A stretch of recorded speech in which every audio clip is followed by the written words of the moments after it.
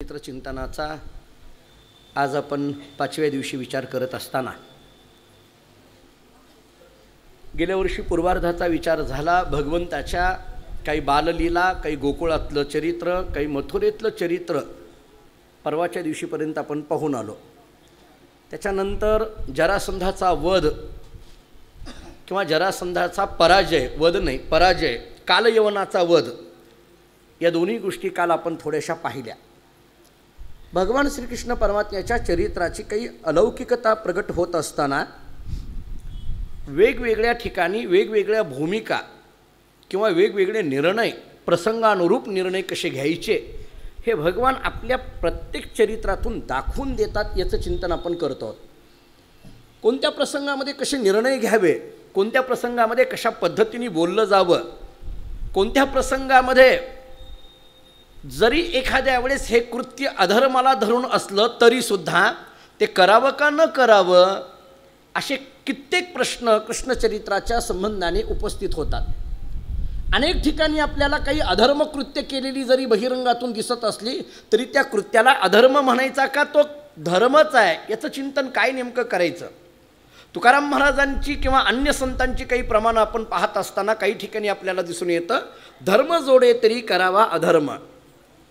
कालयवनाशी कपटानी किंवा कालयवनाला मारण्याची पद्धत भगवंताची वेगळी आहे। ती पद्धत भगवंतानी का अवलंबली, भगवंतानी अशा पद्धतीने कालयवनाला फसवून जंगलामध्ये का घेऊन आले, ह्याच्या पाठीमागची कारणमीमांसा जेव्हा आपण पाहायला लागतो तेव्हा आपल्या लक्षात येतं की मथुरेतली जनता आता युद्धाला कंटाळलेली आहे। मथुरेतली जनता आता युद्धाला कंटाळलेली आहे आणि त्यामुळे भगवंतानी हे एक वेगळी लीला केली की कालयवनाला आपल्या पाठीमागं जंगलामध्ये घेऊन गुहेमध्ये जाऊन मुचकुंदाच्या संबंधाने भगवंतानी मुचकुंदाकडून त्या कालयवनाचा वध केला। मान्य आहे, हा झाला एक भाग। भगवंताला वध करता येत नव्हता अशातला भाग नाही, पण काही कार्याकरता काही योजना त्या पद्धतीने केलेल्या असतात। मुचकुंदाला प्रत्यक्ष सगुण रूपाचं दर्शन देणं हा त्यातला एक अलौकिक भाग आहे। मुचकुंदाला भगवंताचं प्रत्यक्ष सगुण रूपाचं दर्शन होतं आणि भगवंताला पाहण्याने मुचकुंद मोक्ष स्वरूपाला प्राप्त होतो, असं काल आपण थोडंसं पाहून आलो। आणि त्याच्याकरता मी एकनाथ महाराजांचं एक प्रमाण असं देऊन आलो, धर्म अर्थ काम मोक्ष शिव देखता प्रत्यक्ष, धर्म शिव देखता प्रत्यक्ष, काम शिव देखता प्रत्यक्ष, अर्थ शिव देखता प्रत्यक्ष, मोक्ष शिव देखता प्रत्यक्ष।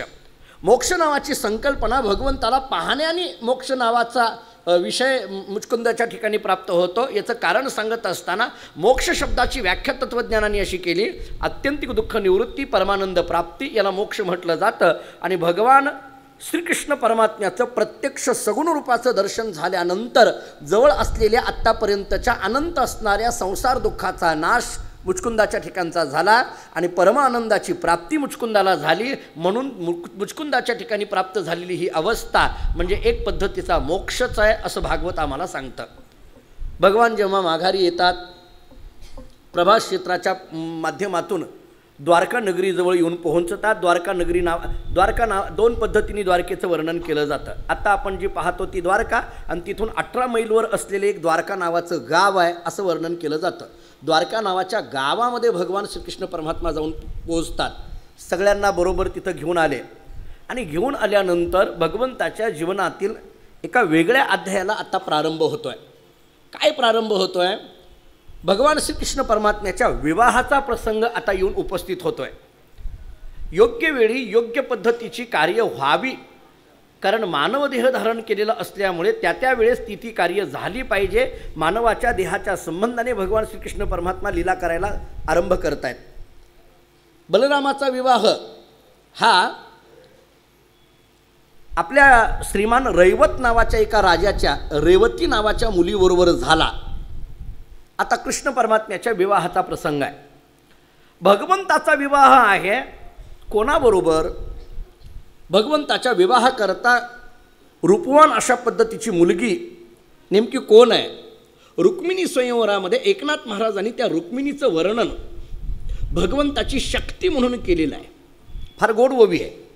एकनाथ महाराजांनी काही दृष्टांत दिले त्याला। एकनाथ महाराज असं सांगतात, कनकासवे जैसी कांती की सूर्यासवे जैसी दीप्ती, तैसी श्रीकृष्ण शक्ती रुक्मिणी अवतरली वैदर्भ देशी. एकनाथ महाराजांची भाषा कशी आहे पहा. मी आपल्याला मागे बोललो होतो की समस्त संत वाङ्मयामध्ये एकनाथ महाराजांचं वाङ्मय तसं म्हणायला गेलं की वाचायला सोपं जातं. सार्थ बघायची फारशी गरज पडत नाही, आपल्याला ओवी वाचली की कळून जाते. रुक्मिणीबद्दल वर्णन करताना एकनाथ महाराज असं सांगतात, कनकासवे जैसी कांती की सूर्यासवे जैसी दीप्ती तैसी श्रीकृष्ण शक्ती अवतरली वैदर्भ देशी. कनक आणि कांती हा पहिला दृष्टांत दिला. कनक या शब्दाचा अर्थ आहे सुवर्ण, सोनं, आणि कांती या शब्दाचा अर्थ आहे त्याचा चकाकीपणा, झळाळीपणा, काय असेल ते. कनकासवे जैसी कांती, सोनं म्हटलं की तिथं चकाकीपणा आलेलाच आहे. सोनं आहे परंतु तो चकाकीपणा सोन्याला सोडून राहिला असं होत नाही. जिथं जिथं सुवर्ण असेल तिथं तिथं तो चकाकीपणा, झळाळीपणा, कांतीपणा तिथं राहणारच आहे. जसं ज्या ठिकाणी कनक असेल त्या ठिकाणी कांती ही राहते म्हणजे राहतेच. पहिला दृष्टांत दिला.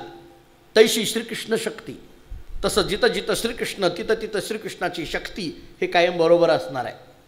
हा दृष्टांत नाही फारसा पटला तर एकनाथ महाराजांनी दुसरा दृष्टांत दिला की सूर्यासवे जैशी दीप्ती असा दृष्टांत दिला. सूर्यासवे जैसी दीप्ती, सूर्य आणि दीप्ती या शब्दाचा अर्थ आहे किरण किंवा प्रकाश. दीप्ती या शब्दाचा अर्थ प्रकाश. सूर्य आणि सूर्याचा प्रकाश एकमेकाला सोडून राहणं शक्य आहे का? सूर्य आणि सूर्याचा प्रकाश एकमेकाला सोडून राहणं शक्य नाही. जसं सूर्य म्हटलं की सूर्याचा प्रकाश हा त्याच्याबरोबर असतोच, सोनं म्हटलं की कांतीही त्याच्याबरोबर असतेच, तसं श्रीकृष्ण म्हटलं की त्याची शक्तीही त्याच्याबरोबर असतेच. जरा सांगू, भगवंतानी जेव्हा अवतार घेतला तेव्हाच रुक्मिणी मातेने सुद्धा ही शक्ती रूपाने तेव्हाच अवतार घेऊन टाकलेला आहे. हे ठरलेलंच आहे. नाहीतरी गाठीवरच बांधल्या जातात, ते काही खाली बांधल्या जात नाहीत. ठरलेलंच आहे, वरूनच ठरलेलं आहे. जिथं भगवान म्हणतात मी अवताराला यायचो आहे ना, मग माझी शक्ती माझ्याबरोबर राहणारच आहे, राहणारच आहे, ठरलेलं आहे. भगवान उपवर झाले म्हटल्यानंतर त्यांच्याकरता रुक्मिणी नावाची ही वधू कुठं ना कुठं मान्य आहे. ते कौंडण्यपूर कुठं, ती द्वारका कुठं, हे सगळं जाऊ द्या. पण जीव म्हटलं की ती ठरलेलं आहे. स्त्री म्हटलं की तिचा विवाह कोणत्या तरी वराबरोबर ठरलेलाच आहे, आणि वर म्हटलं की त्याचा विवाह कोणत्या ना कोणत्या तरी वधूबरोबर ठरलेलंच आहे. हे ठरलेलं आहे. भगवान श्रीकृष्ण परमात्मा म्हटलं की त्याची शक्ती बरोबर आहेच आहे. बऱ्याचदा आपल्याला असं वाटतं की आता हे कसं होणार. नाही, अहो साधी गोष्ट आहे. आपण दुकान टाकून बसल्यानंतर आपण आपल्या दुकानात ठेवलेला जो माल आहे त्या मालाला गिराईक हे येणार म्हणजे येणार, आज नाही उद्या पण येणार ना. येणार म्हणजे येणार. मी एकदा त्या येवल्याला गेलो होतो, इकडं नाशिककडे. तिकडं पैठणी खूप चांगल्या मिळतात. आता येवला आपल्याला फार कमी पण यांना जास्त माहिती, बरोबर आहे का नाही? यांना फार माहिती येवल्यातलं. मला एकदा कीर्तनाला बोलवलं. तिथे एक कापसी पैठणी म्हणून फार मोठी पैठणीचं दुकान आहे. त्यांचे जरा थोडे कर्नाटकात संबंध ओळखी पाळखीने त्यांना आग्रह त्यांनी केला आणि मला कीर्तनाला बोलवलं. मी गेलो कीर्तनाला. लवकरच गेलो. ऐकून होतो पैठणी पैठणी. बायकोने लवकर पाठवलं, कधी नाही ते त्या दिवशी. नाहीतर एरवी मात्र ती लवकर सोडत नाही घरातून. पण कधी नाही ती येवलेला जाणार आहे, कापसे पैठणीमध्ये जाणार आहे म्हटलं की ती म्हटली डबा गाडीतच घेऊन जा, घरी नका जेऊ, जा. गेलो मी त्या कापसे पैठणीमध्ये गेलो. तिथं काही त्या साड्या दाखवायला लागले. उगीच बसल्या बसल्या आपलं विचारायला लागलो कसं असतं काय, आपल्याला त्यातलं काही माहीत नाही. मी सहज विचारायला लागलो. त्यांनी काही काही किमती सांगायला सुरुवात केली त्या साड्यांच्या. मला आश्चर्य असं वाटलं. त्यांनी एक साडी मला दाखवली. त्या साडीची किंमत 5 लाख रुपये. उगा ऐका, येवल्याकडे जाऊ नका. 5, आणि अक्षरशः मी खोटं बोलत नाही, भगवंताच्या समोर बसलो आहे, खोटं बोलत नाही. जरी वकील असलो तरी तसं समजू नका. मी आत्ता महाराज आहे. 5 लाख रुपये सर. आणि मला आश्चर्य वाटलं. मी म्हटलं अहो काय हे, म्हटलं 5 लाख रुपये. हो.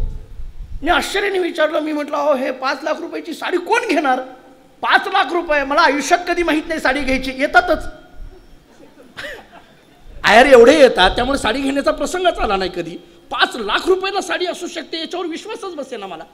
मी म्हटलं अहो काय, म्हटलं बाळासाहेब, त्यांचं नाव बाळासाहेब. मी म्हटलं बाळासाहेब काय हो, म्हटलं हे 5 लाख रुपये साडी कोण घेणार तुमची ही साडी? मला त्यांनी सांगितलेलं वाक्य फार महत्त्वाचं वाटलं. त्यांनी मला असं सांगितलं की महाराज, ज्या दिवशी ही मी 5 लाखाची साडी तयार केली त्याच दिवशी हिला घेणारं गिराईक तयार आहे, फक्त वाट बघायची आहे, दुसरं काही नाही. घेणारं गिराईक आहे, भले एखाद्या वेळेस ती बार शिवून येईल, काय सांगता येत आहे, असं म्हणायला काय हरकत आहे, कोठूनही येईल. ज्या दिवशी हे मी निर्माण केलं त्याच दिवशी त्याला घेणारं गिराईक हे तयार आहे. भगवान श्रीकृष्ण परमात्मा जेव्हा अवतार घेतात तेव्हा त्यांची असलेली शक्ती ही भगवंताला सोडून बाजूला राहील काय. भगवान जेव्हा जेव्हा अवतार घेणार आहेत ती शक्ती कोणत्या ना कोणत्या तरी रूपाने भगवंताच्या बरोबर आहेच ना. सगळे अवतार पहा तुम्ही, ती कोणत्या रूपाने आली त्याची खूप मोठी मोठी चिंतनं सांगितली जातात. भगवान शंकर हनुमंतरायाच्या रूपाने अवताराला आले तर पार्वती शेपटीच्या रूपाने हनुमंतरायाच्या जवळ राहिली असं वर्णन आहे का नाही रामायणामध्ये आपल्याकडे. भगवान श्रीकृष्ण परमात्मा अवताराला येतात त्याच वेळेस त्यांची शक्ती ही रुक्मिणी नावाच्या नावाने अवताराला येते. तैशी श्रीकृष्ण शक्ती अवतरली वैदर्भ देशी. वैदर्भ या शब्दाचा अर्थ आहे विदर्भ. विदर्भामध्ये कौंडण्यपूर नावाचं क्षेत्र, तिथं रुक्मिणीचा अवतार आहे, म्हणजे जन्म झाला. काय झालं म्हणे, कोणाच्या पोटी झाला, त्याची नावं सांगताना रुक्मिणीचे जे वडील आहेत त्या वडिलांचं नाव सांगितलं राजा भीमक, भीमक राजा. आणि त्यांच्या बायकोचं म्हणजे रुक्मिणीच्या आईचं नाव सांगितलं शुद्धमती. भीमक नावाचा राजा तो कसा आहे एकनाथ महाराजांनी फार गोड वर्णन केलं. या तिघांची वर्णनं नाथ महाराज फार चांगली करतात. रुक्मिणी शब्दाचा अर्थ नाथ महाराज चांगला सांगतात, भीमक कसा आहे ते सांगतात आणि शुद्धमती कशी आहे हे सांगतात. रुक्मिणी कशी आहे, जैसी श्रीकृष्ण शक्ती रुक्मिणी, ही कशी आहे, श्रीकृष्ण शक्ती आहे. कनकासवे जैसी कांती, सूर्यासवे जैसी दीप्ती.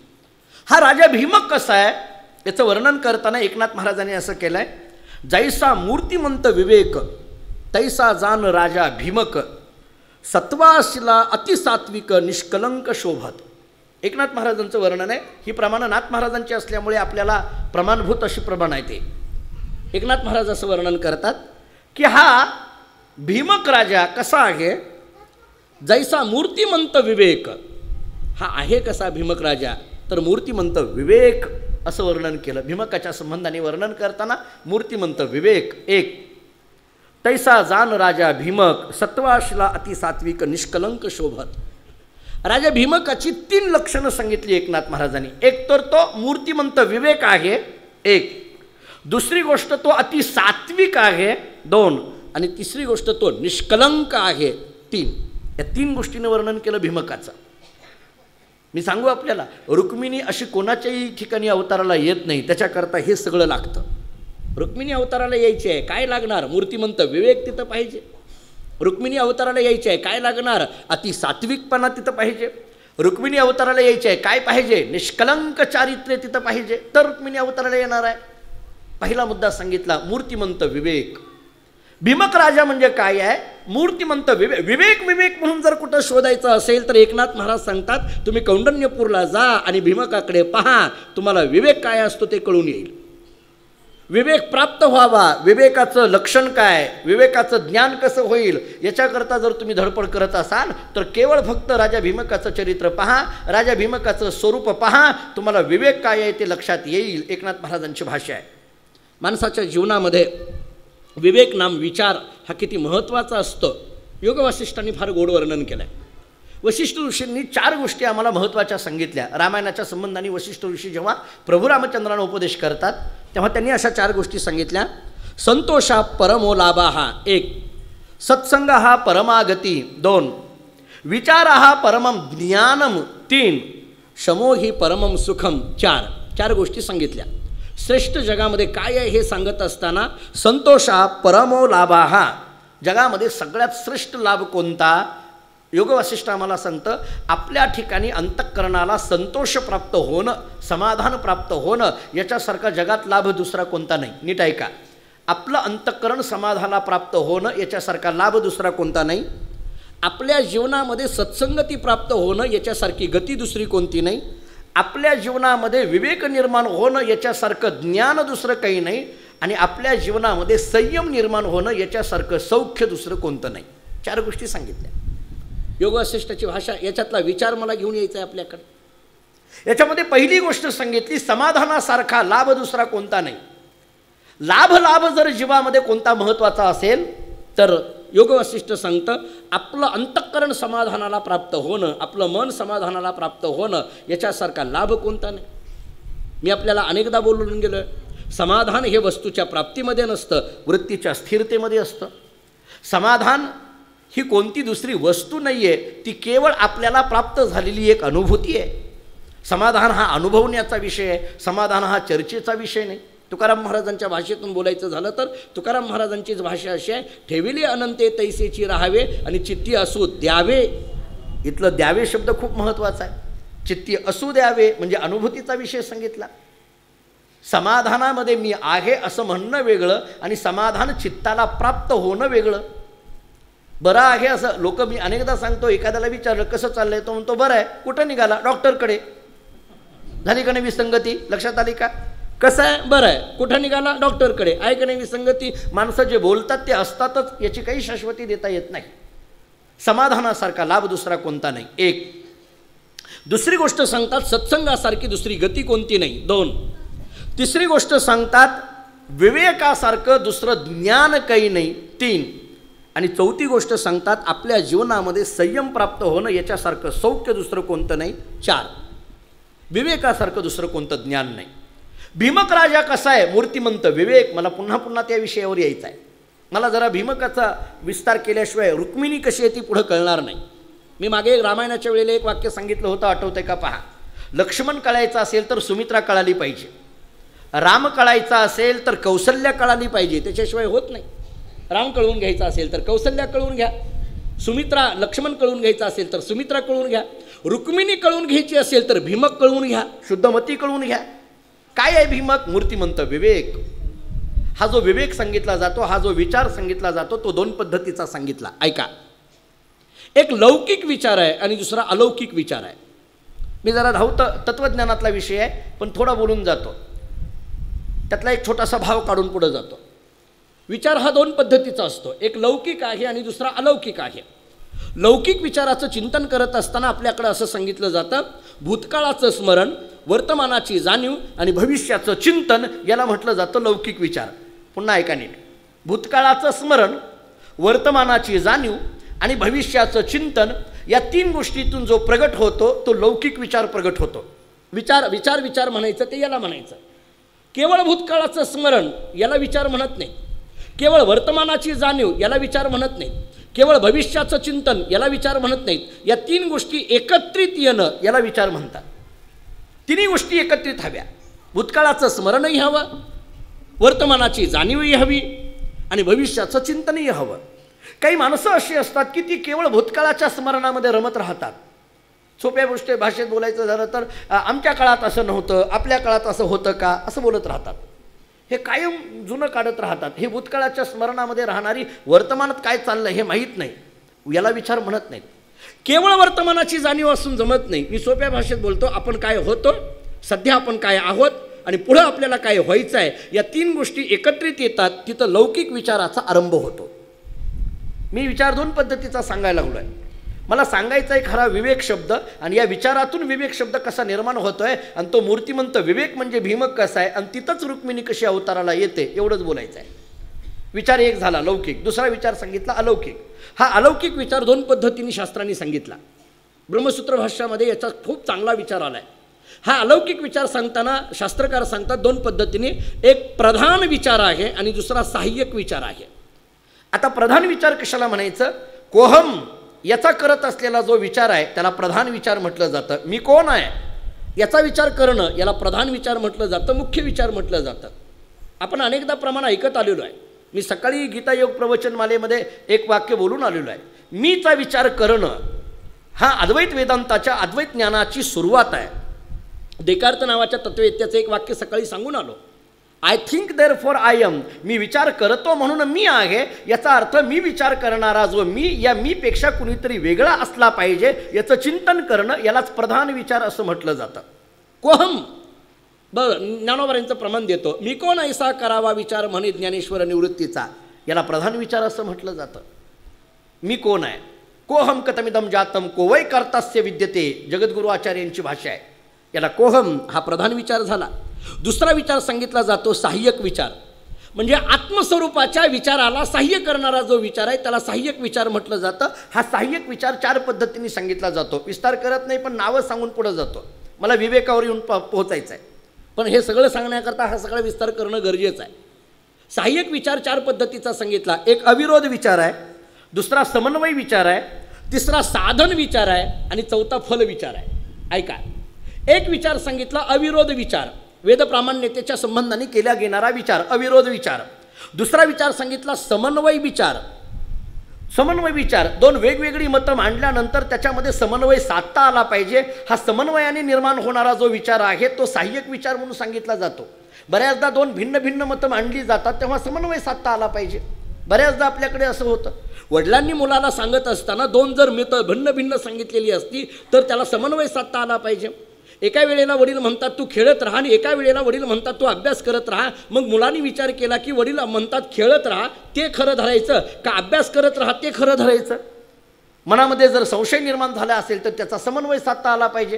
कसा समन्वय साधावा? वडिलांनी एकदा सांगितलं तुला खेळायला आणि एकदा सांगितलं तुला अभ्यास करायला, मग याच्यातलं काय करायचं असं जर तू विचार करत असतील तर वडिलांचं बोलणं असं आहे, खेळ, अभ्यास करून खेळ, हा त्याच्यातून समन्वय आहे. तो अभ्यास कर आणि मग खेळ, हा समन्वय आहे. बरं जाऊ द्या, एवढ्यावर नाही लक्षात आला. दुसरं उदाहरण देतो, प्रमाण आपल्या पाठातले म्हणून सांगून पुढे जातो. तुकाराम महाराजांचं एक प्रमाण आपल्या सगळ्यांच्या ऐकण्यातलं आहे. प्रमाण असं आहे, संत समागमी धरावी आवडी आणि करावी तातडी परमार्थाची. आहे का नाही तुकोबरींची भाषा? करावी तातडी. तातडी या शब्दाचा अर्थ काय? गडबड, जलद. संत समागमी धरावी आवडी. मला पहिलं प्रमाण आत्ता सध्या महत्त्वाचं, म्हणजे महत्त्वाचंच आहे पण गरज नाही मला आत्ता इथं चिंतन करताना. गरज कुठं आहे बघा, करावी तातडी परमार्थाची. तातडी म्हणजे लगबग, जलद, लवकर. कशा करता? परमार्था करता. ऐका आता नीट. तुकाराम महाराज सांगतात परमार्था करता तातडी करा, गप्प बसू नका, तातडी करा, लगबग करा, गडबड करा. बरं, आता दुसरं प्रमाण देतो. करावी तातडी परमार्थाची म्हणणारे तुकोबार आहेत. आता दुसरं प्रमाण तुकोबारांचं असं आहे, तुका म्हणे येथे न चले तातडी. आता कसं लावायचं सांगा. तुकोबारा म्हणतात येथे न चले तातडी. तातडी करू नका, गडबड करू नका. पहिल्यांदा काय म्हटलंय? गडबड करा. आता काय म्हणतायत? गडबड करू नका. आता काय खरं धरायचं? बोलणारे तुकोबारा एकटेच.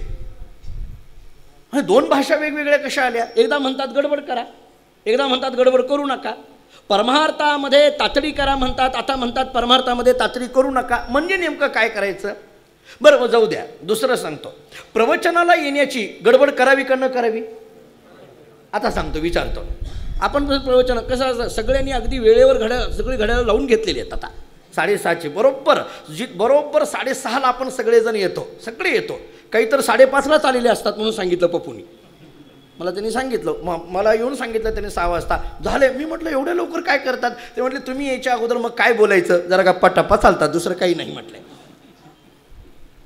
चला बरं ठीक आहे, आपण गडबड करतो. कोणी 5 वाजता येतं, कोणी 5:30ला येतं, कोणी 6 येतं, 6:30 येतं. 6:30 अगदी घरामध्ये झाला. आपण समजा 6:15ला घरी आलो, फ्रेश झालो आणि एकदम 6:30 वाजले आणि बायको जरी म्हणायला लागली चहा घेता का, तर तो म्हणतो नाही नाही प्रवचन सुरू होत आहे, जाऊ द्या लवकर. गडबड करून आपण इथं हजर राहतो, गडबड करतो. तातडी करायला सांगितली, महाराजांनी सांगितलंय करावी तातडी परमार्थाची. आणि मग आता महाराज सांगतात तुका म्हणे येथे न चले तातडी, मग चहा पिऊन येऊ द्या का निवांत? काय करायचं? त्याचा अर्थ समन्वय साधताना आपल्याकडे असं सांगितलं, परमार्थामध्ये येण्याकरिता गडबड करा, परमार्थामध्ये येण्याकरिता लगबग करा, परमार्थामध्ये येण्याकरिता जलद या, पण इथं आल्यानंतर मात्र गडबड करू नका, शांत राहा. आता कळालं का? प्रवचनाला यायला गडबड करा, पण एकदा बसलं की आता गडबड करू नका, आता शांत राहा. येथे न चले तातडी, इथं आल्यानंतर न चले तातडी. इथं येण्याकरिता तातडी आणि इथं आल्यानंतर न चले तातडी, याला म्हणायचं समन्वय. याला समन्वय विचार म्हणायचा. अविरोध विचार, समन्वय विचार, काही साधन विचार आणि काही फल विचार असतो. या सगळ्या विचाराला तत्त्वज्ञानाने सहाय्यक विचार असं म्हटलं. आपला विषय कसा चाललाय बघा. मी का सगळं सांगायला लागलोय, पुन्हा मूळ पदाकडे घेऊन येतो. आपल्याला विषय असा सांगायचा आहे, भीमक कसा आहे, मूर्तिमंत, विवेक, एवढंच पाहायचं आहे. हा विवेक म्हणजे काय? विचार. विचारासारखं ज्ञान जगामध्ये दुसरं श्रेष्ठ काही नाही असं चिंतन करत असताना हा विचार 2 पद्धतीचा सांगितला. एक लौकिक विचार, दुसरा अलौकिक विचार. हा अलौकिक विचार 2 पद्धतीचा सांगितला. एक प्रधान विचार, दुसरा सहाय्यक विचार. हा सहाय्यक विचार 4 पद्धतीचा सांगितला. अविरोध सहाय्यक विचार, समन्वय सहाय्यक विचार, साधन सहाय्यक विचार आणि फल सहाय्यक विचार, असे 4 पद्धतीने आपल्याला चिंतन केलेलं दिसून येतं. आता हा जो विचार आहे या विचाराचं चिंतन करत असताना ज्ञानोबारांनी हरिपाठामध्ये सगळ्यांच्या पाठात ऐकण्यात समजावं असं प्रमाण ज्ञानोबारांनी दिलं. त्रिगुण असार, निर्गुण हे सार आणि सारासार विचार हरिपाठ. ज्ञानोबाराय म्हणतात भले समजा हे सगळं नाही कळालं, अविरोधन, समन्वयन, फलन, साधनन, जाऊ द्या, सगळं नाही कळालं जाऊ द्या. आता एवढं प्रमाण तरी आपल्या लक्षात आहे. सारासार विचार हरिपाठ, सार काय आणि असार काय हा विचार माणसाला यावा. आता याच्यामध्ये फलकटतो संसार येत सार भगवंत तुकोबरांची भाषा आहे. याच्यामधलं सार काय आहे हे बोलताना ज्ञानोबारांची भाषा अशी आहे. तैसे विचारिता निरसले ते प्रपंचू सहजे सांडवले मग तत्वता तत्व उरले ज्ञानियासी. ज्ञानोबारांची भाषा किती गोड आहे पहा. तैसे विचारिता निरसले, निरसले या शब्दाचा अर्थ आहे बाजूला झालं. विचारिता निरसले, विचार आल्यानंतर काय झालं, एका गोष्टीचा निराश झाला. कोणत्या गोष्टीचा? ते प्रपंचू सहजे सांडवले. माणसाच्या अंतःकरणामध्ये जोपर्यंत विचार येत नाही तोपर्यंत प्रपंचाचा निराश नाही, आणि एकदा विचार आला की मग मात्र प्रपंचाचा निराश झाला. का? कारण माणसाला लक्षात आलं की याच्यातलं असार आहे तो प्रपंच आहे आणि सार आहे तो परमार्थ आहे. फटकटतो संसार येत सार भगवंत, असा विचार येणं. आपल्याकडे साधी गोष्ट आहे, आपण जेव्हा ते गहू किंवा ते ज्वारी असेल निवडण्याची प्रक्रिया जी असते ना, त्याच्यामध्ये काय केलं जातं हो, त्या निवडण्यामध्ये काय केलं, आता आपल्याकडे गहू निवडले जातात, काय केलं जातं, त्याच्यात ते सगळे सगळे खडे खडे खडे बाजूला घेतले जातात आणि जे दाणे आहेत ते बाजूला केले जातात, दाणे टाकून दिले जातात. बरोबर आहे नाही? अरे वा, छान, बरं आहे हे, म्हणजे तुम्हालाही प्रॅक्टिस आहे. काय केलं जातं, दाणे दाणे जे आहेत ते इकडे घेतले जातात आणि खडे खडे जे आहेत ते टाकून दिले जातात. का खडे टाकून दिले जातात? कोणी बाई असेल कधीतरी खडे जपून ठेवेल का? खडे टाकून देते का? तिला माहीत आहे या खड्याचा काही उपयोग नाही, हे आसार आहेत आणि हे दाणे जे आहेत ते सार आहेत. या सगळ्या प्रपंच आणि परमार्थाचा विचार करत असताना ज्याच्या अंतःकरणामध्ये विचार निर्माण झाला आहे तत्त्वज्ञानाच्या संबंधाने, तो असा विचार करतो की हा सगळा प्रपंच असार आहे आणि याच्यात अधिष्ठान रूप असलेलं जे तत्व आहे तेच खऱ्या अर्थाने साररूप आहे. तैसे विचारिता निरसले, ज्ञानोबाराय बोलतात. ते प्रपंच सहजे सांडवले मग काय झालं, तत्वता तत्व उरले ज्ञानियासी. खाली जे उरलं ते केवळ आणि केवळ तत्व उरलं. या उपाधी माझी गुप्त चैतन्य असे सर्वगत. ज्ञानोबाराय बोलतात या उपाधी माझी गुप्त चैतन्य असे सर्वगत. ही भूमिका विचाराच्या संबंधाने महत्त्वाची. सार आणि असार विचार. बरं, हा जो सार आणि असार विचार येतो त्यालाच विवेक असं म्हटलं जातं. भीमक भीमक कोण आहे? मूर्तिमंत विवेक आहे. हा विवेक निर्माण कसा होईल? योग वसिष्ठांनी याचं उत्तर फार गोड दिलंय, नीट ऐका. योग वसिष्ठ सांगतं विवेक निर्माण होण्याकरिता काय करावं. वसिष्ठ ऋषी प्रभू रामचंद्रांना सांगतात एकच कर, नित्य सज्जन संपर्कात विवेक हा उपजायते. योग वसिष्ठाची भाषा पहा. मला विषय चालला आहे, भीमक हा मूर्तिमंत विवेक आहे आणि हा विवेक निर्माण कसा होईल हे सांगताना वसिष्ठ ऋषींनी सांगितलं नित्य सज्जन संपर्कात विवेक हा उपजायते. नित्य सज्जन संपर्कात, सज्जन या शब्दाचा अर्थ संत, संतांचा नित्य सहवास आपल्या अंतःकरणामध्ये विवेक निर्माण करण्याकरता कारणीभूत ठरतो.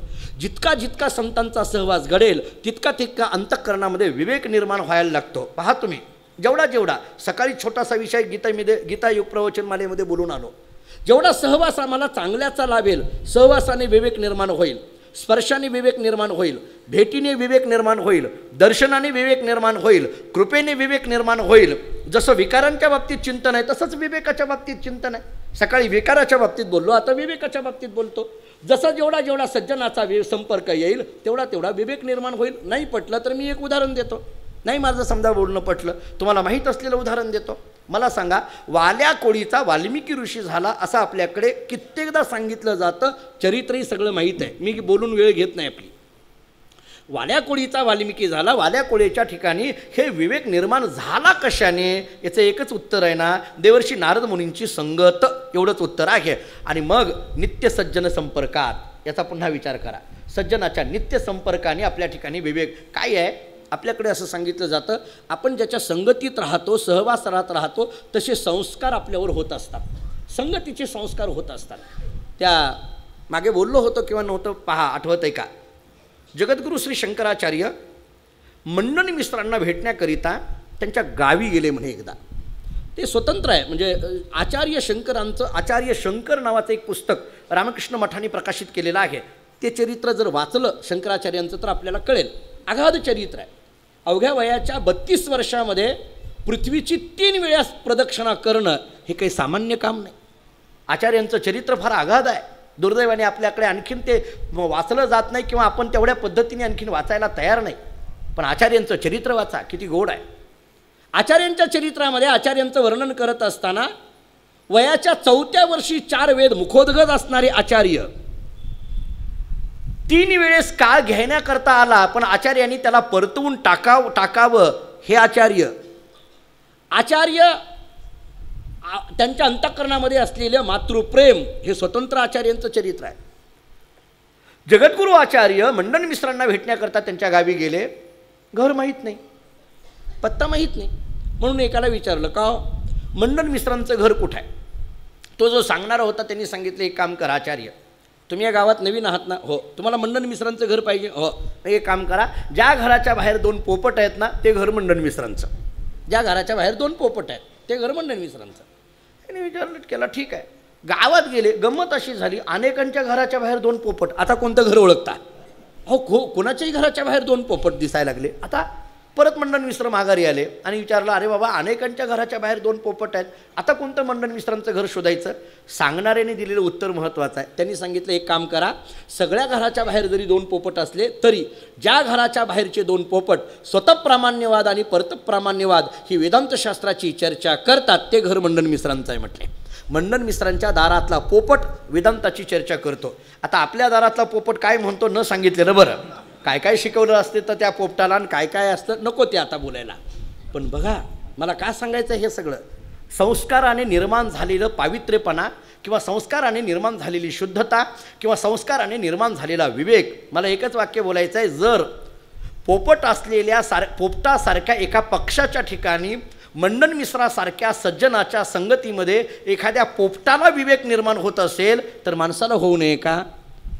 तेही उदाहरण जरा तुम्हाला अलीकडलं वाटत असेल तर ज्ञानोबाऱ्यांचा हात लागल्यानंतर जर एका रेड्याला, आहे का नाही, रेड्यामुखी वेद बोलविला आहे का नाही? बोला. हां, रेड्यामुखी वेद बोलविला आहे ना. एखाद्या रेड्याला जर आपल्याला विवेक निर्माण झालेला दिसून येत असेल, त्यांनी डोक्यावर हात ठेवल्याबरोबर रेडा बोलायला लागला. आता हे बऱ्याच रेड्यांना पटत नाही ती गोष्ट निराळी, जाऊ द्या. आता पटत नाही ती गोष्ट निराळी, त्याच्यावर अनेक शंका व्यक्त करतात. रेडा कुठं बोलत असतो का, रेडा अमुकन तमुकन, त्याच्यावर शंका घेतात. मला त्याच्यावर जास्त बोलायचं नाही, जाऊ द्या. आत्ता माझा सध्या ज्ञानोबाऱ्यांचं चरित्र हा विषय नाही आहे. ज्ञानोबाऱ्यांच्या चरित्राच्या वेळेस पाहायला येईल. मुद्दा कुठं आहे पहा. नित्य सज्जन संपर्कात विवेक हा उपजायते. राजा भीमक म्हणजे कोण आहेत? मूर्तिमंत विवेक आहेत. त्यांची पत्नी शुद्धमती. शुद्धमती या शब्दाचा अर्थच आहे, मती म्हणजे बुद्धी, आणि त्याला विशेषण लावलंय शुद्ध. ही शुद्ध बुद्धीची असलेली शुद्धमती, व्यापक बुद्धीची असलेली शुद्धमती, पवित्र बुद्धीची असलेली शुद्धमती, इतरांबद्दल कळवळा अंतःकरणामध्ये असलेली शुद्धमती, इतरांबद्दल कधीही द्वेष निर्माण न होणारी शुद्धमती, इतरांना सगळ्यांना समजावून घेणारी शुद्धमती, अशी अनेक शुद्धमतीची लक्षणं सांगता येतील. भीमक आणि शुद्धमती या दोघांना 5 मुलं झाली आणि मग 6वी मुलगी झाली. 5 मुलं झाली. त्याच्यात त्या पहिल्या मुलाचं नाव सांगितलं जातं रुक्मी, दुसऱ्या मुलाचं नाव सांगितलंय रुक्मरथ, तिसऱ्या मुलाचं नाव सांगितलंय रुक्मभाऊ, चौथ्या मुलाचं नाव सांगितलं रुक्मकेश, आणि 5व्या मुलाचं नाव सांगितलं रुक्ममाली. आणि या 5 मुलांच्या नंतर जी मुलगी जन्माला आली तिचं नाव आहे रुक्मिणी. ही 5 मुलं आणि ही 6वी मुलगी जन्माला आली. गंमत अशी झाली, ही 5 मुलं जन्माला आली आणि 6वी मुलगी जन्माला आली. भीमकाने ती मुलगी पाहिली, त्या मुलीचं असणारं सौंदर्य पाहिलं, आणि राजा भीमक शेवटी असलेली धाकटी असलेली या मुलीवर त्याचं अतीव प्रेम जडलं. अतीव प्रेम. धाकटी होती, फार प्रेम तिच्यावर जडलं. शेवटचे जे असतात त्याच्यावर फार प्रेम जडतं. याचा अनुभव जे धाकटे असतात त्यांना, उगीच कुठून मन काढली कोणास ठाऊक, नकटा असावं पण धाकटं नसावं, कुठून काढलं कोणास ठाऊक. हे काय करा ना, उलटं कसंही म्हणा तुम्ही, जसं म्हणून घ्यायचं आहे तसं म्हणून घ्या, पण फार प्रेम. भीमकाला फार प्रेम, रुक्मिणीचं फार प्रेम. आणि ते भीमक असणारा सारखा रुक्मिणीकडे पाहायचा, रुक्मिणीला जवळ घ्यायचा. ती रुक्मिणी दिसायला तरी कशी होती? एकनाथ महाराजांनी गोड वर्णन केलं आहे. स्वरूप रूपे अतिसुंदर, लावण्य गुणगंभीर, दिवसेंदिवस झाली थोर, वर विचार रायाशी. रुक्मिणी हळूहळू मोठी व्हायला लागली आणि मोठी व्हायला लागली. अत्यंत स्वरूपवान अशा पद्धतीची रुक्मिणी. एकनाथ महाराज वर्णन करतात, स्वरूप रूपे अतिसुंदर, रूपवान एवढ्यावर थांबत नाहीत. लावण्य गुणे गुणमंदिर, लावण्याची खान आणि सौंदर्यवान अशा दोन्ही गोष्टी रुक्मिणीच्या ठिकाणी आहेत.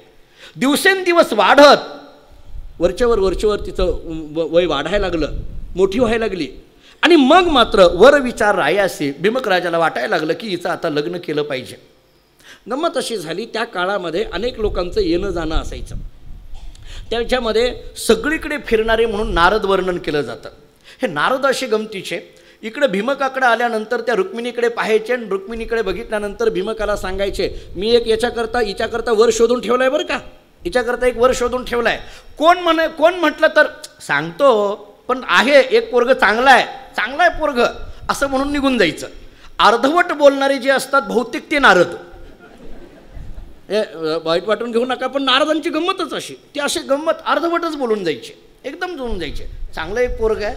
मग भीमकाला उत्सुकता लागायची, कोण आहे हो, सांगतो. आणि नारदांना विचार पडला की आत्ताच सगळं सांगितलं तर मग पुढं कोण बोलवत आहे, त्याच्यापेक्षा ठेवायचं. नारद काही सगळं सांगायचे नाही. तिकडं जायचे. वसुदेव देवकीला सुद्धा चिंता असायची, बलरामाला चिंता असायची कृष्णाच्या विवाहाची. बलरामाला गाठ पडल्यानंतर नारदांनी त्यालाही सांगायचं, बलरामा आपल्या कृष्णाकरता एक पोरगी अतिशय सुंदर आहे. बलरामाने विचारलं कोण आहे, सांगतो वेळ आल्यानंतर. तिथंही अर्धवट बोलायचं. दोन्हीकडे उत्सुकता लागून ठेवलेली या नारदांनी.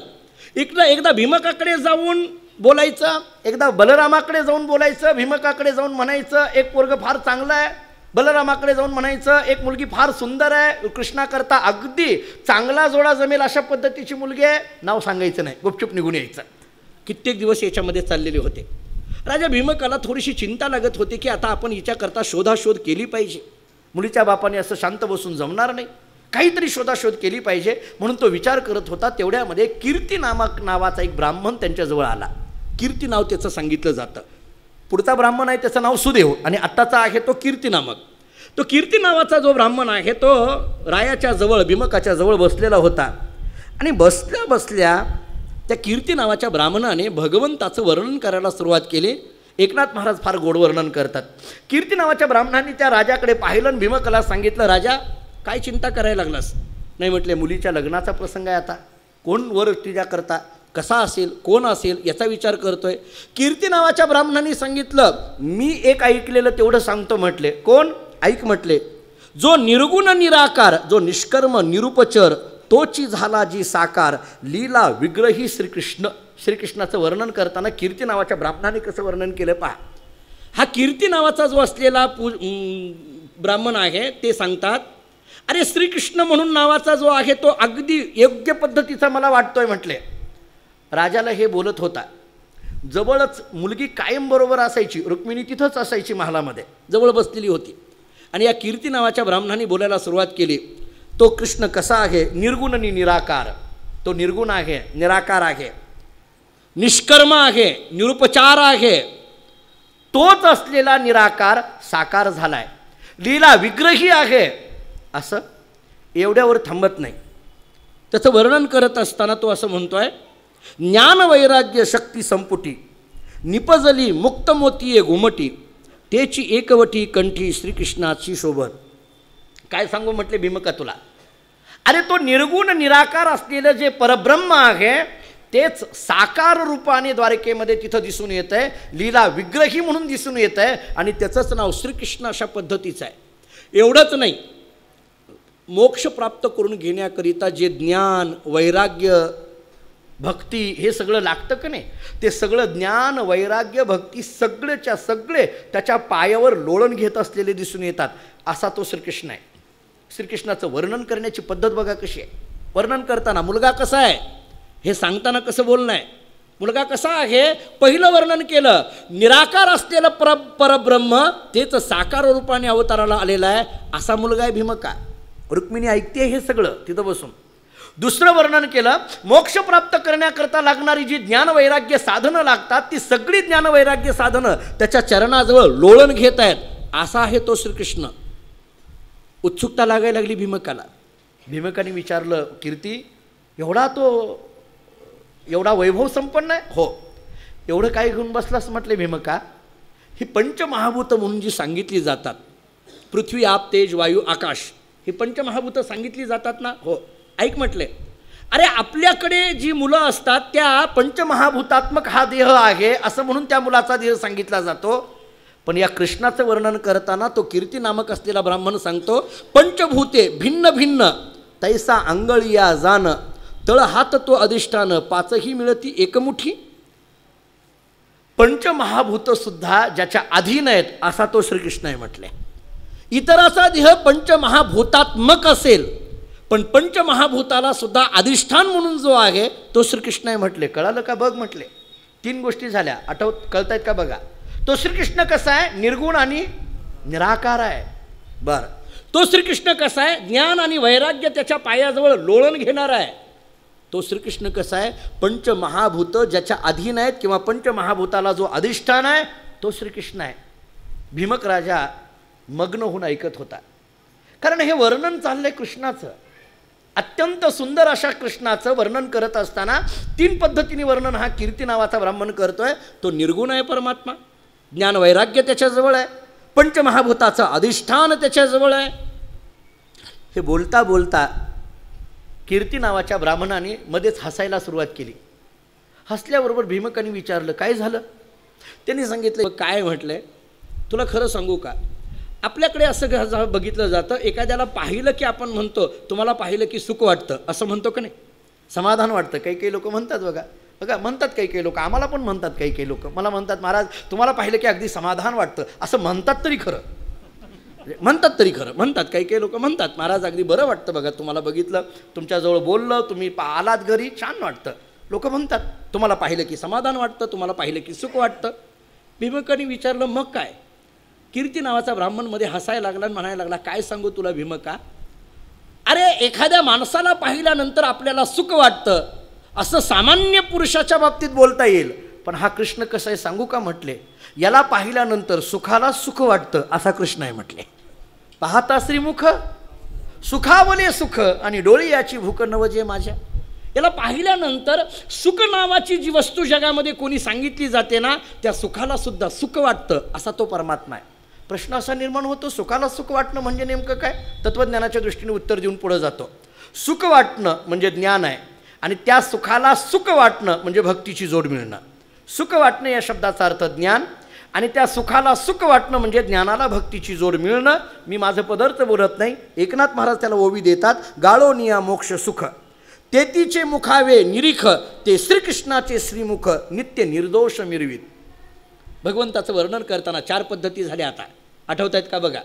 कृष्ण परमात्मा कसा आहे? निर्गुण आहे, निराकार आहे, तोच साकार रूपाने आहे. कृष्ण परमात्मा कसा आहे? ज्ञान आणि वैराग्य त्याच्या पायाजवळ आहे. कृष्ण भगवान श्रीकृष्ण परमात्मा कसा आहे? पंचमहाभूताचं अधिष्ठान आहे. भगवान श्रीकृष्ण परमात्मा कसा आहे? सुखाला सुद्धा सुख वाटेल अशा पद्धतीचा सुखी असलेला तो आहे. एवढ्यावर बोलत असताना शेवटी भीमकानी सांगितलं, तुला काय म्हणून वर्णन करू? भीमकानी सांगितलं, हे सगळं झालं पण तो सुंदर किती आहे काही सांगितलंच नाही. ऐक म्हटलंय, सुंदर किती आहे सांगू का म्हटलंय? ऐक. जे जे अत्यंत सुंदर दिसे. आता बघा, हे कीर्ती नावाचे, ही मी रुक्मिणी स्वयंवरातली आत्ता ओवी सांगतो आणि मग भागवतातली एक ओवी सांगतो. ओवी फार गोड आहे. जे जे अत्यंत सुंदर दिसे. भीमकाला कीर्ती नावाचा ब्राह्मण म्हणायला लागला, भीमका या जगामध्ये जेवढं काही तुला सुंदर दिसतं का नाही, जे जे अत्यंत सुंदर दिसे, हां जे जे अत्यंत सुंदर दिसे ते ते कृष्णाचे निलेशे, ते ते सगळं कृष्णाचे निलेशे. त्याला सौंदर्यपणा आलायच कृष्णामुळे म्हटले. जे जे सुंदर दिसतं त्याला सौंदर्यपणा आलायच कृष्णामुळे. डोळिया तेने लाविले पिशे, झाली मोर पिसे हरी आहे. अरे डोळ्याला सुद्धा वेड लावलं इतका तो सुंदर आहे. आपण अनेकदा एक भागवतातला श्लोक सांगत आलोय, त्रिभुवन कमनम तमाल वर्णम रविकर गौरवरांबरम ददाने वपुरलक कुलाव्रताननाब्जम विजय सखेरतिरस्तु मेन वद्या. श्रीकृष्णाची या सौंदर्या पुढे लक्ष्मी भुलोनी झाली वेडे, मदन पोटा आले बापुडे, ते तर कोणीकडे इंद्रचंद्र. राजस सुकुमार मदनाचा पुतळा, रवी शशिकळा लोपलिया. अशा पद्धतीचा सौंदर्यवान असलेला परमात्मा शेवटी तेवढ्यावर थांबत नाही. मदन पोटा आले बापुडे असं आहे का नाही. भीमकाला तो कीर्ती नावाचा ब्राह्मण म्हणायला लागला, तुला काय सांगू म्हटले, मला सांग सगळ्यात सौंदर्यवान या जगात कोण आहे म्हटले. मदन आहे का नाही. आता त्या मदनाची गंमत ऐक म्हटले. सौंदर्याचा अभिमान मदनांगी संपूर्ण, त्याने देखून या श्रीकृष्ण स्वदेहाशी विटला. जरा ओवीकडे लक्ष द्या म्हणजे कळेल. मी म्हणून म्हटलं की या ओव्या किती अर्थगर्भित आहेत बघा. त्या कीर्ती नावाच्या ब्राह्मणाने सांगितलं, तुला काय सांगू म्हटले भीमका, या जगामध्ये सगळ्यात सुंदर म्हणून जो कोण असेल तर मदन आहे ना. हो. मदनाला त्याच्या सौंदर्याचा अभिमान आहे का नाही. हो म्हटले आहे. आता ऐक म्हटले, त्या मदनाची काय फजिती झाली. म्हटले काय फजिती झाली. त्या मदनाला स्वतःच्या सौंदर्याचा अभिमान आहे, पण या मदनाने जेव्हा श्रीकृष्णाला पाहिलं आणि श्रीकृष्णाला पाहिल्यानंतर त्याच्या जवळचा सौंदर्याचा अभिमान निघून गेला. एवढंच नाही, तो स्वतःच्या देहाला विटला. असा भगवान श्रीकृष्ण परमात्मा आहे. आपल्याकडे आपण आपलं काय आहे असं कधी म्हणतो, आपल्यापेक्षा चांगलं भेटलं की.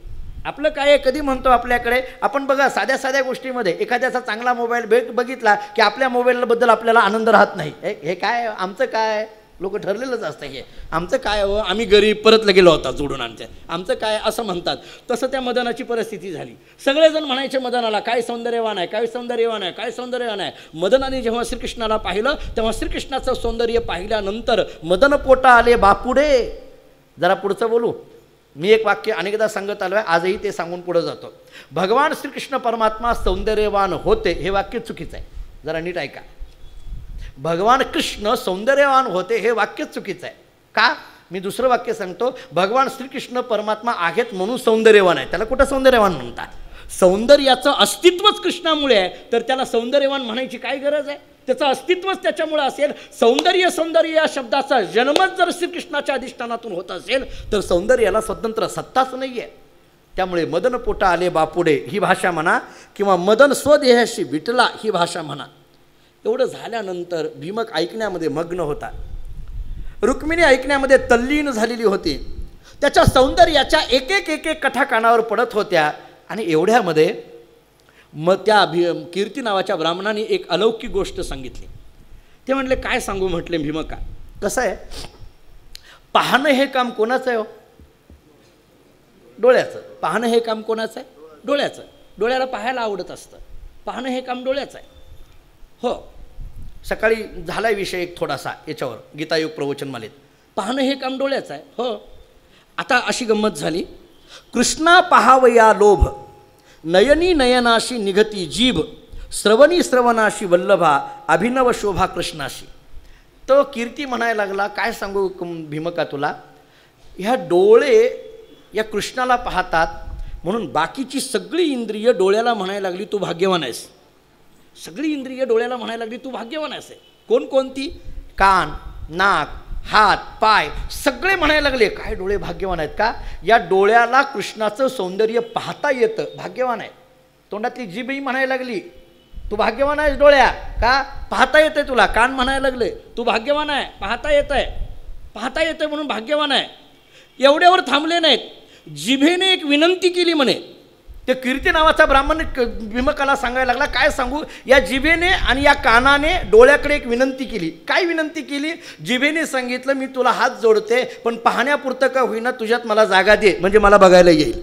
जीभ म्हणते मला डोळ्यामध्ये जागा दे की जेणेकरून कृष्णाचं सौंदर्य पाहायला मिळेल. कान म्हणतात डोळ्याला की मला थोडी जागा दे जेणेकरून कृष्णाचं सौंदर्य पाहायला मिळेल. इतका परमात्मा सौंदर्यवान आहे. एकटे डोळे भाग्यवान झाले नाहीत. ही सगळी इंद्रिय डोळ्याची जागा घेऊन कृष्णाला पाहण्याकरता तल्लीन झालेले आहेत. एवढं सौंदर्यवान आहे. आणि हे सगळं ऐकत असताना प्रत्येक शब्द कानावर पडत असताना कृष्णाचं सामर्थ्य काय हे झालं सगळं लौकिक वर्णन अलौकिक वर्णन. याचं सामर्थ्य काय बोलताना त्या कीर्ती नावाच्या ब्राह्मणाने बोलायला सुरुवात केली. तुला काय सांगू.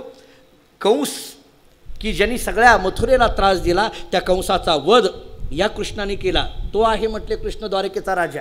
एवढंच नाही जरासंधाला माघारी पाठवलं तो कृष्ण आहे म्हटले. काल यवनारचा भस्म केला तो कृष्ण आहे म्हटले.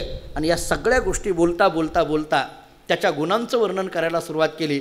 तो खूप उदार आहे. सेवकाला आपल्या जवळ घेणारा आहे. जगामध्ये त्याच्यासारखा उदार दुसरा कोणी नाही. असं बोलता बोलता तो कीर्ती नावाचा ब्राह्मण म्हणायला लागला ऐसा धीर वीर उदार, गुणागुणी गुणगंभीर, पृथ्वीवरी यदुवीर दुजा नाही सर्वता. याच्यासारखा दुसरा वीर या पृथ्वीवर कुठं सापडणार नाही. याच्यासारखं दुसरं काही सापडणार नाही. अशा पद्धतीचा तो कीर्ती नावाचा ब्राह्मण बोलत होता. भीमक हे सगळं ऐकत होता. रुक्मिणीजवळ बसून ऐकत होती. आणि ऐकता ऐकता कृष्ण परमात्म्याच्या लीला तिच्या कानावर पडल्या. कृष्ण भगवंताच्या सौंदर्याचं वर्णन तिच्या कानावर पडलं. कृष्ण भगवंताचं सामर्थ्य तिच्या कानावर पडलं. आणि पडता पडता तिनं तिचं मन हे मन म्हणून न राहता कृष्ण कृष्णार्पण करून टाकलं. अंग झाले रोमांचित, कंठी बाष्पे पै दाटत, शरीर चळचळा कापत, पडे मूर्छित धरणी ये. आणि असं करताना रुक्मिणीने हे सगळं ऐकलं. तिच्या अंगावर थरकाप सुटला, रोमांच उभा राहिले, गडबडा जमिनीवर लोळायला लागली, इकडं तिकडं फिरायला लागलेली. पाहिल्यानंतर इतर सगळ्या दासींनी पाहिलं आणि पाहिल्यानंतर त्या दासी म्हणायला लागल्या, एक म्हणती धरा धरा, एक पालवे घालती वारा, एक म्हणती हे सुंदरा, कृष्ण कीर्तीने झडपिली. त्या रुक्मिणीची ही अवस्था बघितली. बाकीच्या सगळ्या दासी धावत आल्या आणि त्यांच्या लक्षात आलं हे काय झालं. एक म्हणती धरा धरा, एक म्हणायला लागली अगं पकडा पकडा, दुसरी घालायला पालवे घालती वारा, दुसरी वारा घालायला लागली. तेवढ्यामध्ये 2-3 दासींनी विचारलं. त्याच्यामध्ये एक ज्येष्ठ दासी होती, जरा एक वयोवृद्ध होती, जरा जास्त अनुभव असलेली, थोडं 4 पावसाळे जास्त बघितलेली असतात. असे गावागावामध्ये घराघरामध्ये गल्ली गल्लीमध्ये असतात. असलं काय झालं की त्यांना बोलून घेतलं जातं. मग त्यांना घेतलं बोलून आणि त्या दासीला विचारलं काय झालं, काही कळेना म्हटलं. एक जण वारा घालायला लागली, एक जण हात पकडायला लागली. पण त्या दोघी तिघींनी विचारलं अगं झालंय काय हिला. ती जी ज्येष्ठ दासी होती ना, तिनं सांगितलं माझ्या लक्षात आलं. म्हटले का, एक म्हणती हे सुंदरा, कृष्ण कीर्तीने झडपिली. म्हटले श्रीकृष्ण परमात्म्याचं चरित्र ऐकून तिचं मन मोहून गेलेलं आहे, म्हणून ही गडबडा लोळायला लागली आहे. अशी लोळत असलेली, रोमांच उभा राहिलेली अशी रुक्मिणी जेव्हा भीमकाने पाहिली, भीमकाच्या लक्षात आलं की रुक्मिणीने शरीर जरी इथं असलं तरी तिचं मन कृष्णमय झालंय. हे तिच्या लक्षात आलं. शरीर जरी इथं असलं तरी तिचं मन इकडं तिकडं जात नाही, घड्याळाकडं अजिबात जात नाही. आमच्या ठोकळ साहेबांना त्यांनी हळूच बघितलं घड्याळाकडे. मला कळतंय कोण कोण इकडे बघतंय ते. नाही असं नाही, असं जात नाही. शरीर असलं तरी मन इकडं तिकडं जात नाही. ती रुक्मिणी शरीराने इथं असली तरी मन मात्र तिचं कृष्णमय झालंय, कृष्णार्पण झालंय हे लक्षात आलं. आणि मग राजा भीमक सायंकाळच्या वेळेला आपल्या शुद्धमती असणाऱ्या पत्नीला हा सगळा इतिहास सांगतो. शुद्धमतीने जेव्हा हे सगळं कृष्णाचं चरित्र ऐकलं तेव्हा शुद्धमती म्हणायला लागली मला सुद्धा असंच वाटत होतं, आपल्या पुरीकरता असलंच पोरगं पाहिजे. बायांचं एवढंच ठरलेलं असतं वाक्य बरं का, काही नाही. आपल्या पुरीकरता असाच मुलगा पाहिजे होता. मला सुद्धा तसंच वाटत होतं. दोघा पती पत्नींचं ठरलं की आता आपली मुलगी कोणाला द्यायची, कृष्णाला द्यायची. दोघांचं ठरलं, कन्यादान करायचं ठरलं. पण मला सांगा लग्न ते लग्न कसलं हो की ज्या लग्नात विघ्न येत नाही. लग्न म्हटलं की विघ्न आलं पाहिजे, लग्न म्हटलं की लग्न मोडणारे पाहिजेत. बरोबर आहे काय. मी एक वाक्य सांगू, लग्न जमवणाऱ्यात जितके पटाईत असतात तितके काही काही वर्ग लग्न मोडण्यात पटाईत असतात. बरोबर आहे. गावागावामध्ये ठरलेली असतात. तसं कुठलं तरी विघ्न याच्यामध्ये आलंच पाहिजे, त्याच्याशिवाय लग्न कसलं. या दोघा पती पत्नींनी ठरवलं की आपण आपली मुलगी कृष्णाला द्यायची. आणि ही बातमी जेव्हा रुक्मी म्हणजे रुक्मिणीचा सगळ्यात थोरला मुलगा, थोरला भाऊ म्हणजे भीमकाचा सगळ्यात थोरला मुलगा त्या रुक्मीच्या कानावर जेव्हा जाते तेव्हा तो जो रुक्मी आहे तो रुक्मी म्हणतो हे अजिबात होणार नाही, हे असलं अजिबात होणार नाही. आणि तो वडिलांना म्हणायला लागला काय बाबा तुम्ही कसलं स्थळ काढलं, कोणतं स्थळ आणलं, त्या कृष्णाचं, त्याचं काय माहीत आहे का, ते कुठं जन्मलं माहीत नाही, त्याचे आईबाप कोण माहीत नाही. कोण म्हणतं मथुरेमध्ये, कोण म्हणतं गोकुळामध्ये, कोण म्हणतं याचे आईबाप नंद यशोदा आहेत, कोण म्हणतं याचे आईबाप वसुदेव देवकी आहे काय काय आता पता. बरं त्याची कुंडली आहे का कुठं, त्याची कुंडली नाही, त्याचा आता पता नाही. बरं त्याचं तुम्हाला माहीत आहे काय काही चरित्र, किती चोऱ्या केल्या यादी आहे माझ्याकडं, पोलीस स्टेशनला कालच जाऊन आलो आहे का, किती गुन्हे त्याच्यावर आहेत माहीत आहे का. अहो त्याचं सगळं बाकीचं सोडा, त्यानं जर स्वतःच्या मामाला मारलं असेल, बघा ह्याचं डोकं, तो आपल्या पोरीला बहिणीला माझ्या काय नीट ठेवणार आहे. तो स्वतःच्या मामाला त्यानं मारून टाकलं, त्याला दयामाया काय आहे का, तुम्हाला काय वाटतंय तो काय फार दयेचा पुत्र आहे. अहो त्यांनी स्वतःच्या मामाला मारून टाकलं. आपल्या बहिणीचं, माझ्या बहिणीचं काय होईल तसल्या घरामध्ये. माझी बहीण कसली सगुण असलेली, सुंदर असलेली, कधीही मानवर न करणं, हे बहिणीचं वर्णन करायला लागलं इकडं. माझी बहीण अशी आहे आणि तो कसला म्हटले, काय सांगायचं तुम्हाला त्याचं, अजिबात नाही म्हटले, असल्याच्याकडे द्यायचं नाही म्हटले. आणि मी सांगतो, मी घरात आता सध्या करता आहे, तुम्ही असला डोक्यात, तुम्ही वयोवृद्ध झाला, तुम्ही उगं गप बसा, तुम्हाला याच्यातलं काही कळत नाही, काय चाललंय तुम्हाला माहीत नाही, उगी आपलं काहीतरी काढत बसता, कुणीतरी येऊन सांगतं तुम्हाला काहीतरी बरं होतं आणि तुम्ही तसलं काही करू नका. मी ठरवलंय, मी तिच्याकरता कोण वर करायचं ते ठरवलंय. सगळ्यामध्ये भूपाळामध्ये असणारा ज्येष्ठ आणि श्रेष्ठ अशा पद्धतीचा असणारा शिशुपाल हा तिच्याकरता योग्य वर आहे म्हटले. मी शिशुपालाला ठरवलंय. शिशुपाल हा शब्द रुक्मिणीच्या कानावर जातो आणि मग रुक्मिणीला मात्र वाईट वाटायला लागलं की माझा विवाह शिशुपालाबरोबर ठरणार, काय करावं. सगळं झालंय आता, माझ्या आईवडिलांची इच्छा आहे माझा विवाह कृष्णाबरोबर व्हावा, माझी इच्छा आहे माझा विवाह कृष्णाबरोबर व्हावा, आणि हा आडवा आला म्हटले. कसा आडवा आला, एक ओवी एकनाथ महाराजांनी फार गोड वापरलेली आहे, तेवढी फक्त ऐका मन लावून. इतकी गोड सांगितली ती. एकनाथ महाराज असं सांगतात, ती रुक्मिणी अशी म्हणते आहे, जैसी सद्बुद्धी आड काम क्रोधू. सद्बुद्धीच्या आड कोण असतो? काम. सद्बुद्धी निर्माण झाली आणि त्याला आडवं कोण येत आहे? काम आणि क्रोध. आता पुढचं ऐका. स्वधर्मा का विवेका आड गर्व मधू. विवेक निर्माण झाला की त्याला आडवं कोण येतंय? गर्व, अहंकार येतो आडवा. तिसरी गोष्ट सांगितली, स्वधर्मा आड आळस सिंधू. स्वधर्माचरण करायचं ठरवलं की याला आडवं कोण येतंय? आळस. 3 गोष्टी लक्षात आल्या का? पहा काय काय गोष्टी सांगितल्या. सद्बुद्धी निर्माण झाली की काम क्रोध आडवे येतात. विवेक निर्माण झाला की अहंकार आडवा येतो. स्वधर्माचरण करायचं म्हटलं की आळस आडवा येतो. तसं माझं कृष्णाबरोबर लग्न करायचं म्हटलं की हा रुक्मी आडवा आला म्हटले. हा कशाला आडवा आला म्हटले माझ्याकडे? माझा कसलं चाललं होतं, आता कोणाकडे जाऊ? कोणाकडे जाऊ? कोणाला नवस करू? कोणाच्या पाया पडू? कोणाला विनंती करू? हा सगळा विचार तिच्या लक्षात येईना. आणि मग तिने विचार केला की अशा संकटातून कोण मला बाजूला काढेल? कोणा देवाकडे जाऊ? कोण्या देवीकडे जाऊ? कोणाला नवस तपास करू? कोणाला करावं? तर हे सगळेजण याच्याच पायाजवळ आहेत. मग एक काम करू म्हटले, आपण यालाच पत्र लिहू. रुक्मिणी म्हणते, आता आपण याच्यातून खोडण्याकरता यालाच पत्र लिहू, यालाच पत्र लिहू. बाकी 2-3 दासी होत्या, पत्र लिहायचं म्हणते. हो लिही ना. ते म्हटले त्याच्याकरता निवांत एकांत लागतो. आजची रात्र पत्र लिहिते, उद्या सांगते. ते म्हटले आज नाही सांगत. आजची पात्र सगळं लिहून पत्र तयार होईल आणि उद्या संध्याकाळी बरोबर 6:30 वाजता रुक्मिणीने कृष्ण परमात्म्याला लिहिलेलं पत्र 7 श्लोकाचं आहे, त्याचा विचार करायचा आहे.